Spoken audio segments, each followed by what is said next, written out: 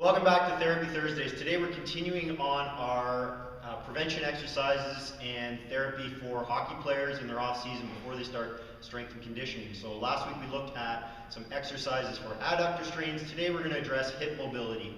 The reason hip mobility is really important, some of the major injuries in hockey players are around the lumbopelvic area. Adductor strains, hip flexor strains, low back pain, sports hernias, all of these require a really adequate amount of hip mobility. So check out these three exercises and follow along.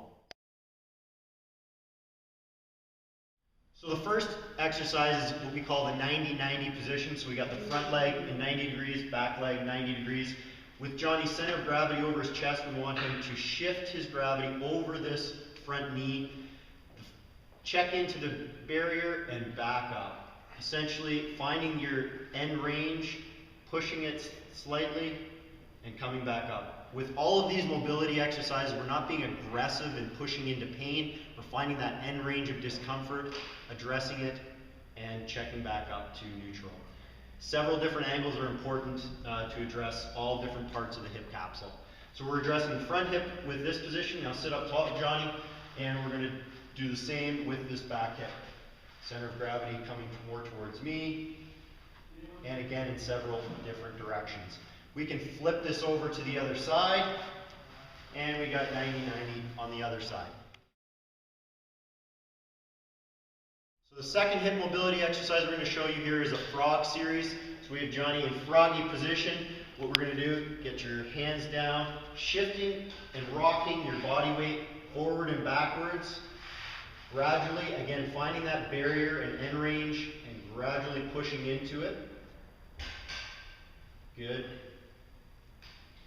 Further back with each successive movement. Over time, we'll get Johnny to lower himself onto his forearms.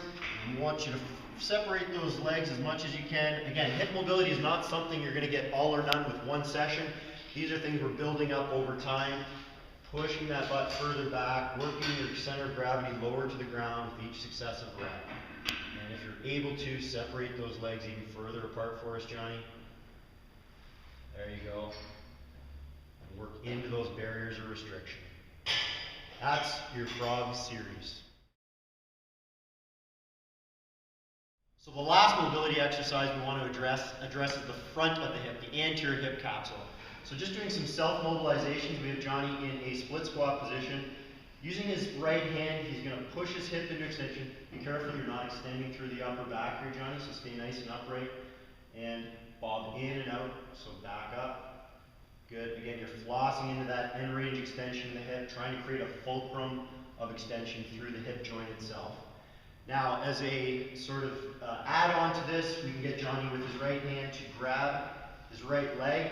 This is going to address the two joint muscles, your rec fem muscles that cross the hip as well. And again, same thing, using the hip to drive forward, not aggressively, just finding that end range tension on front of the hip and moving your body with gravity into that end range.